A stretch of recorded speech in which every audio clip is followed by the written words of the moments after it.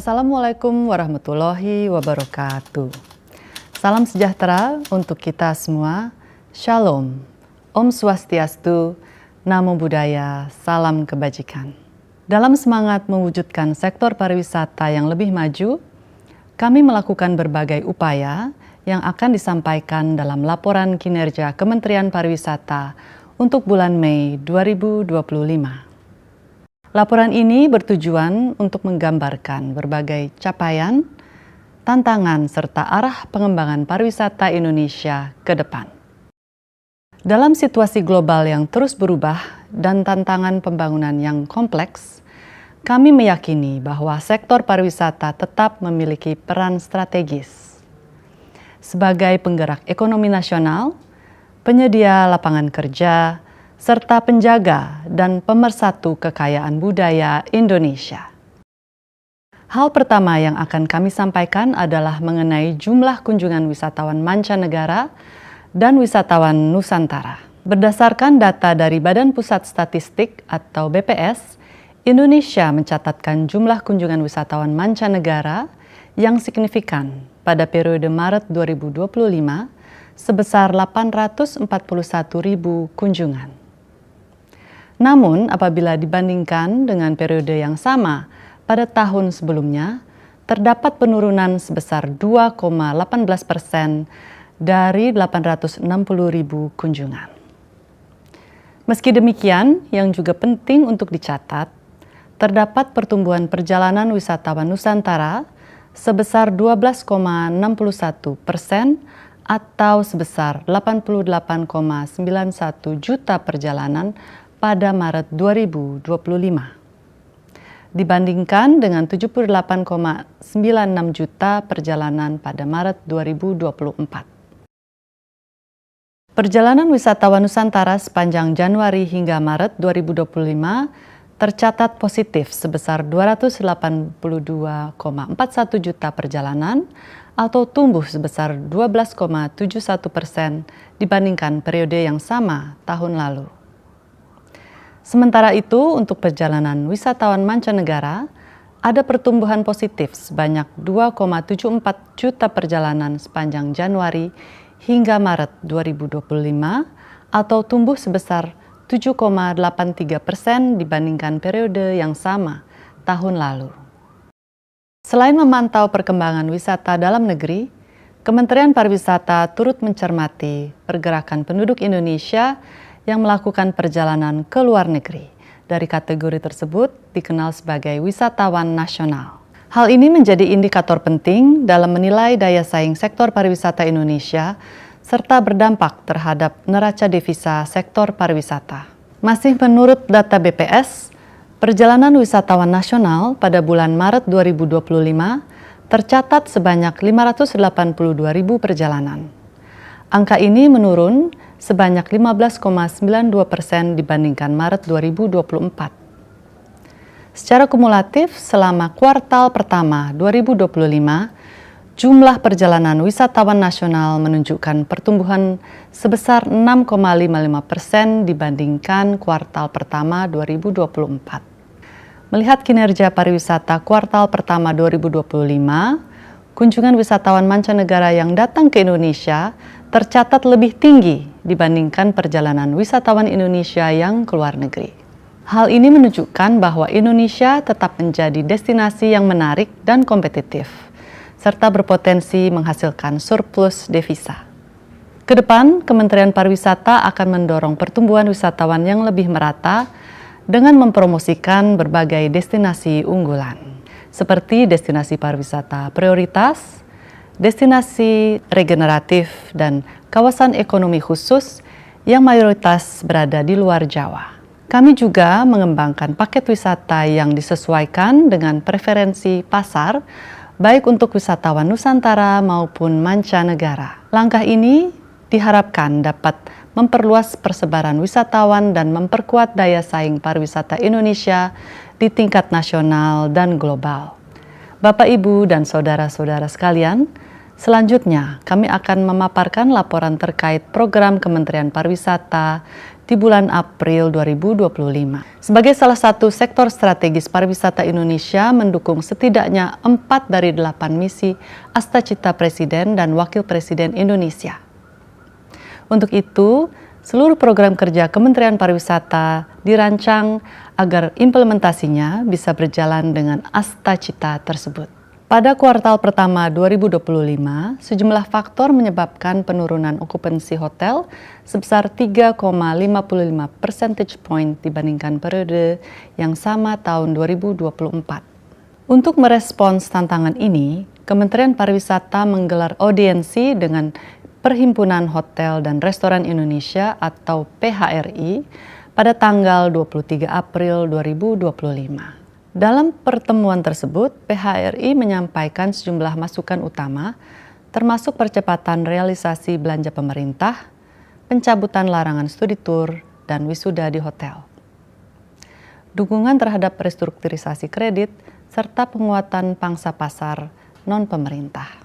Sebagai tindak lanjut, Kementerian Pariwisata akan melakukan berbagai upaya, di antaranya memfasilitasi pelaku usaha untuk meluncurkan inovasi produk dan strategi pemasaran baru, mendorong percepatan belanja pemerintah untuk sektor akomodasi, serta memfasilitasi komunikasi antara pelaku industri perhotelan dan kementerian lembaga. Hal ini dilakukan untuk membahas perizinan dan perpajakan akomodasi alternatif guna menciptakan iklim usaha yang adil.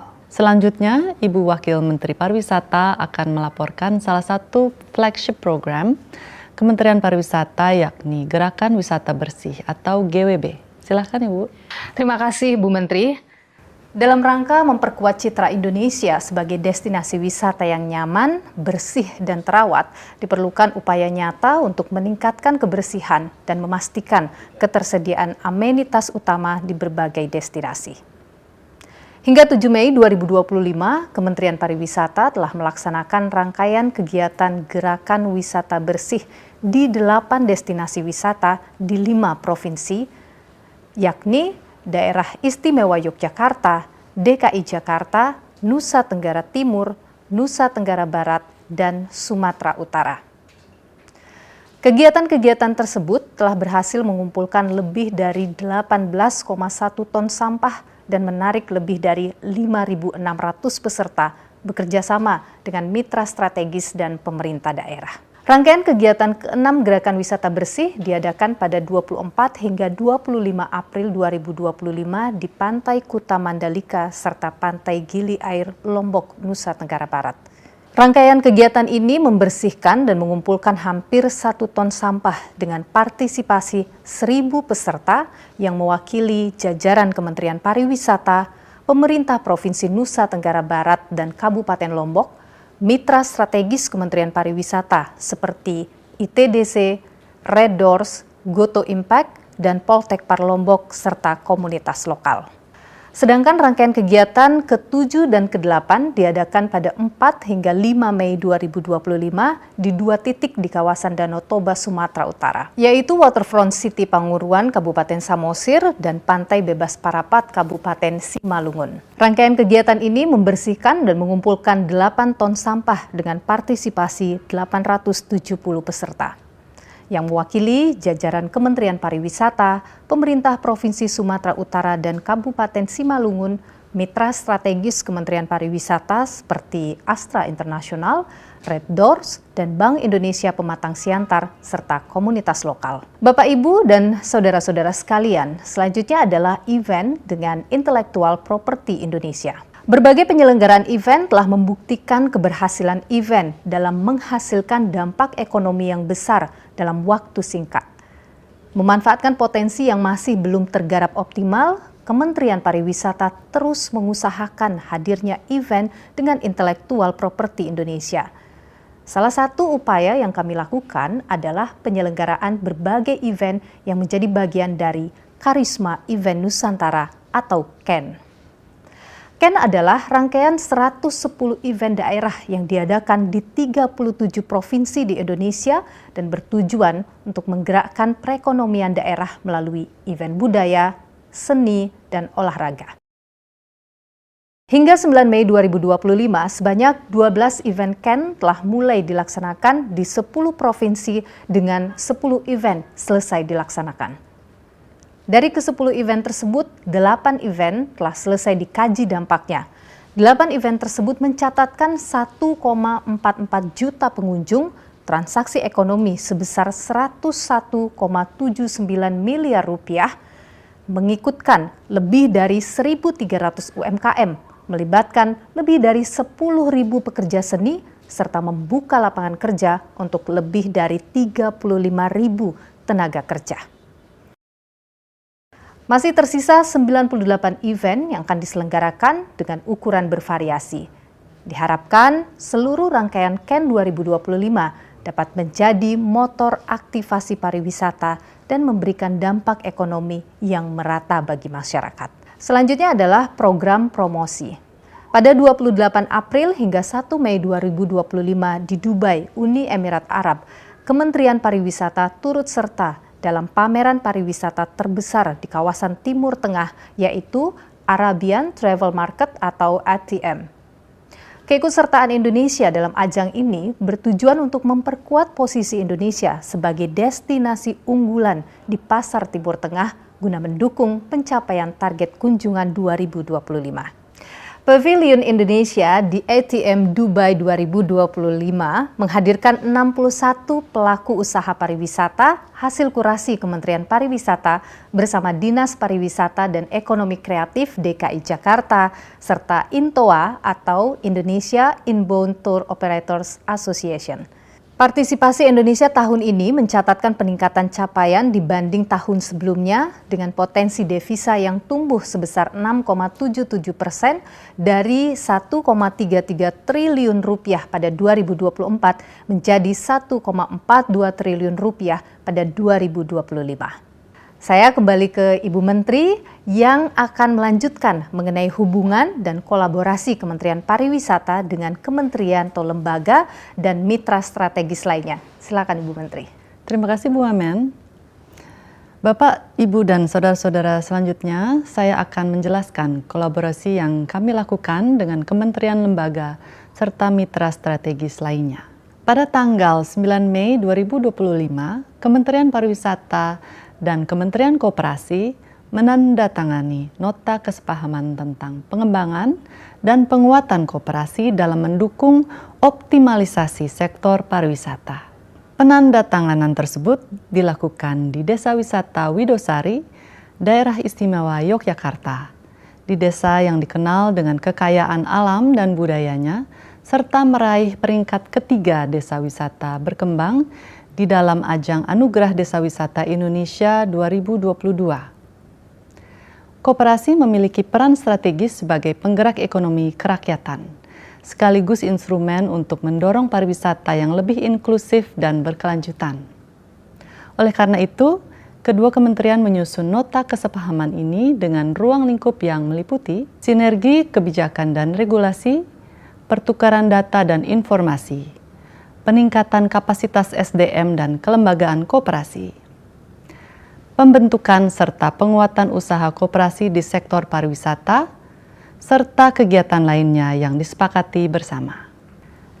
Memulai kerjasama ini, Kementerian Pariwisata mendorong penguatan kelompok sadar wisata atau Pokdarwis di desa wisata menjadi pengelola koperasi merah putih.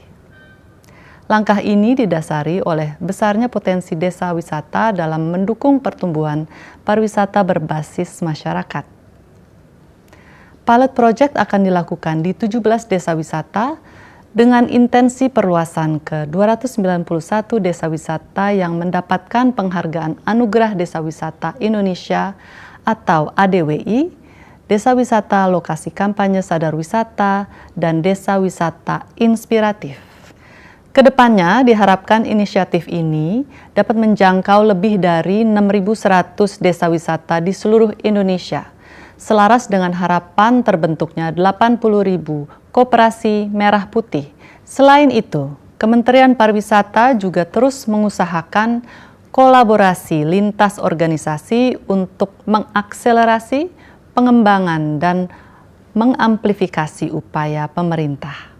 Beberapa kolaborasi yang telah diformalkan dengan nota kesepahaman yang ditandatangani Kementerian Pariwisata dengan pihak lain selama November 2024 hingga April 2025 lalu adalah sebagai berikut.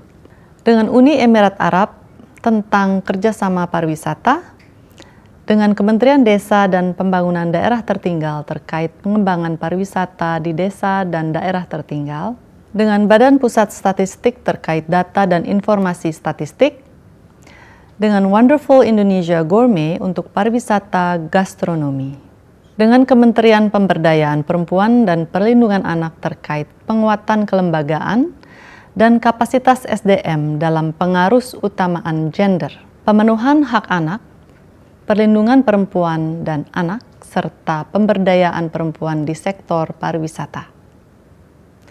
Dengan Agoda terkait pengembangan pariwisata Indonesia melalui penguatan pemasaran, peningkatan kapasitas SDM, pertukaran informasi strategis, serta bentuk kolaborasi lainnya.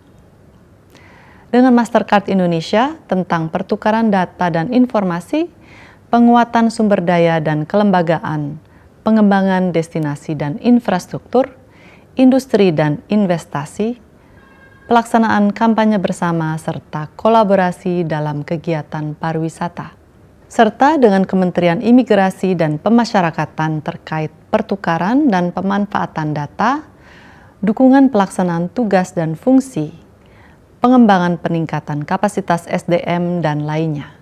Sebagai penutup, izinkan saya menyampaikan bahwa membangun pariwisata bukanlah pekerjaan satu pihak semata.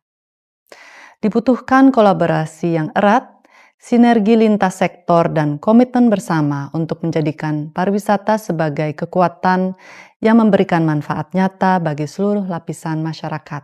Kami di Kementerian Pariwisata akan terus melangkah dengan semangat keberlanjutan, inklusif, dan berdaya saing global. Pada saat yang sama, kami memastikan bahwa pertumbuhan pariwisata berjalan seiring dengan pelestarian budaya dan lingkungan. Dengan dukungan dan partisipasi aktif dari masyarakat, pelaku industri, dan seluruh mitra strategis, kami yakin pariwisata Indonesia akan terus berkembang menjadi sektor unggulan yang memperkuat ekonomi nasional dan mempererat jati diri bangsa. Terima kasih. Wassalamualaikum warahmatullahi wabarakatuh. Om Santi Santi Santi Om.